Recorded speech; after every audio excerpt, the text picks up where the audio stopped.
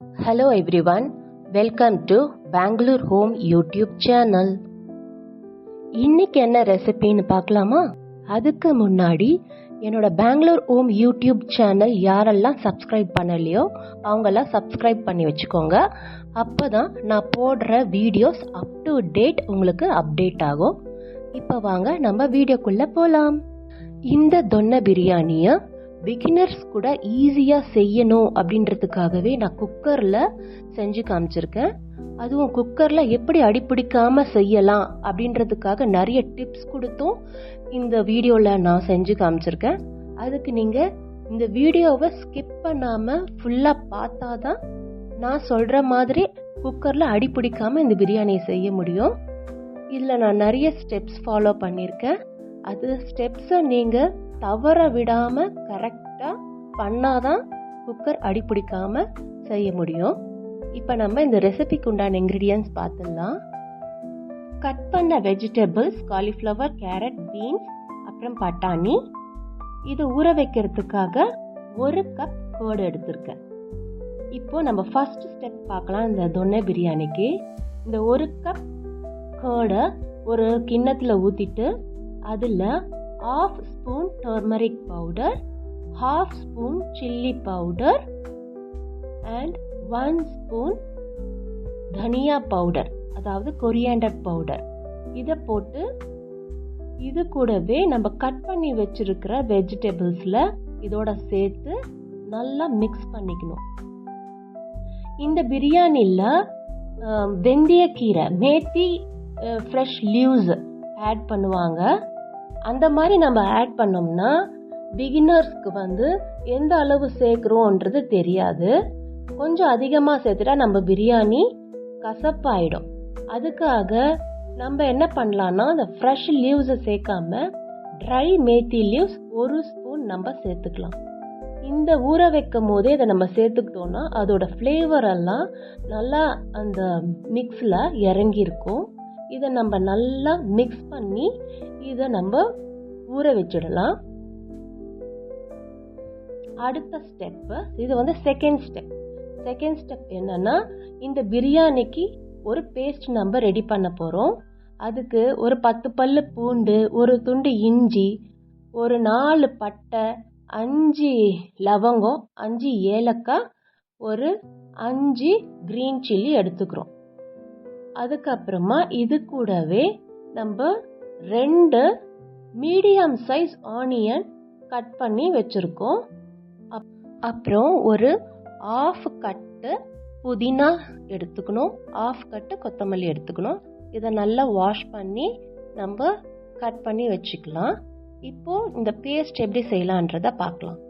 அதுக்கு ஃபர்ஸ்ட் ஒரு கடாயை ஹீட் பண்ணிட்டு அதில் ஒரு 5 டேபிள் ஸ்பூன் ஆயில் விட்டுக்கலாம். இந்த ஆயில் சூடானதும் இதோட நம்ம எடுத்து வச்சிருக்கிற பட்டை, லவங்கம், ஏலக்காய் இதை போட்டுடலாம். அதுக்கப்புறம் 5 கிரீன் சில்லியும் போட்டுட்டு கட் பண்ணி வச்சிருக்கிற ஜிஞ்சர், எடுத்து வச்சிருக்கிற பூண்டு, இது எல்லாம் போட்டு நல்லா ஃப்ரை பண்ணிக்கலாம்.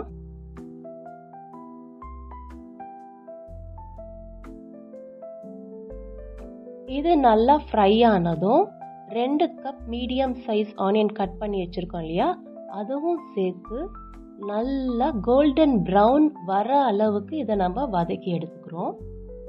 இந்த அளவுக்கு வதங்கினதும் நம்ம க்ளீன் பண்ணி வச்சிருக்கிற புதினா, கொத்தமல்லி இதோட சேர்த்து இதையும் நல்லா வதக்கி எடுத்துக்கலாம்.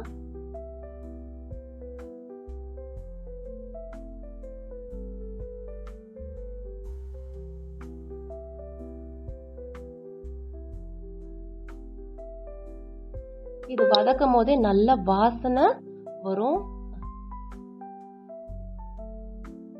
இப்போ நம்ம வதக்கி வச்சிருக்கிற இதை எடுத்து மிக்ஸி ஜார்ல ஆட் பண்ணி நான் 1 கப் வாட்டர் விட்டு அரைச்சி வச்சிருக்கிறேன் பேஸ்ட் மாதிரி. ஃபர்ஸ்ட் ஸ்டெப்ல நம்ம 1 கப் கர்ட் எடுத்திருக்கோம், செகண்ட் ஸ்டெப்ல 1 கப் தண்ணி ஊற்றிருக்கோம். ஆக 2 கப் வாட்டர் இருக்குதுன்ட்டு நம்ம அளவு எடுத்துக்கணும். நெக்ஸ்ட் தேர்ட் ஸ்டெப், இந்த பிரியாணியை தாளிக்கிறதுக்காக நம்ம 1/2 ஸ்பூன் பெப்பர், 4 பட்டை, 4 கிராம்பு, 4 ஏலக்காய், அப்புறம் பிரியாணி இலை எடுத்திருக்கோம். இதை தாளிக்கிறதுக்கு நம்ம கடாயை ஸ்டவ்வில் வச்சு ஹீட் பண்ணி அதில் ஒரு 3 டேபிள் ஸ்பூன் கீ போட்டுக்கிறோம். இந்த கீ சூடானதும் நம்ம எடுத்து வச்சிருக்கிற பட்டை, லவங்கம், ஏலக்காய், பெப்பர், பிரியாணி லீவ்ஸை போட்டு நல்லா ஃப்ரை பண்ணிக்கலாம். இது பொரிஞ்சதும் இதோட 2 மீடியம் சைஸ் ஆனியன் நான் இந்த மாதிரி ஸ்லைஸ் பண்ணி வச்சிருக்கேன். இதையும் இதோட சேர்த்து நல்லா கோல்டன் ப்ரௌன் வர அளவுக்கு வதக்கிக்கலாம்.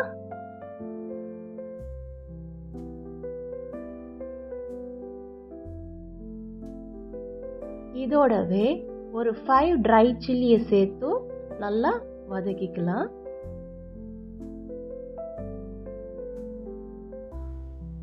இப்போ நம்ம ஊற வச்சிருக்கிற வெஜிடபிள்ஸை இதோட ஆட் பண்ணி நல்லா ஆயில் பிரிஞ்சு வர அளவுக்கு இதை நம்ம வதக்கி எடுத்துக்க போறோம்.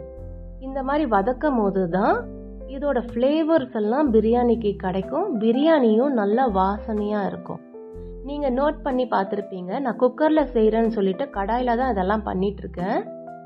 இதை நீங்க இந்த மாதிரி குக்கர்ல வதக்காம இந்த மாதிரி இன்கிரிடியன்ஸ் வதக்கும் போது நம்ம வேற ஒரு பாத்திரத்துல தான் வதக்கணும். இந்த மாதிரி நம்ம வேற ஒரு பாத்திரத்துல வதக்கி எடுக்கும் போது அடி பிடிக்கிற சான்சஸ் கம்மியாகும் குக்கர்ல.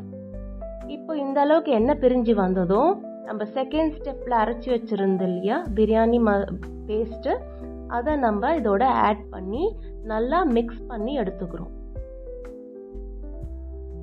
இதுவும் அந்த வெஜிடபிள்ஸ் கூட நல்லா மிக்ஸ் ஆகி வரணும்.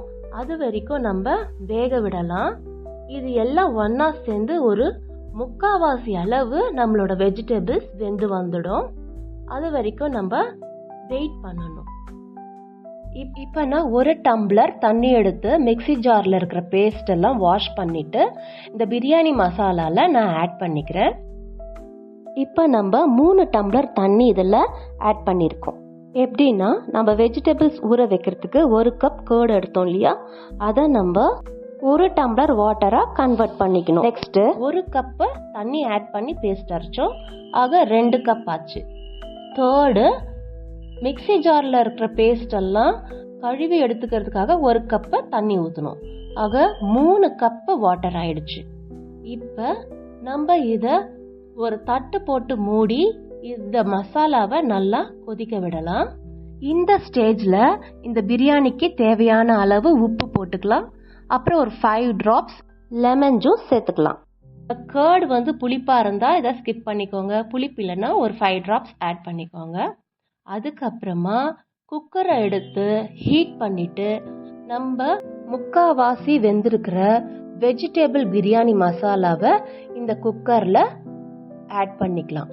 இப்போ 4th ஸ்டெப், நம்ம 3 கப் வாட்டர் ஆட் பண்ணியிருக்கிறோம் இல்லையா, 3 கப் வாட்டருக்கு 1.5 கப் ஜீரா ரைஸை நல்லா வாஷ் பண்ணிட்டு இந்த மசாலால ஆட் பண்ணிக்கலாம்.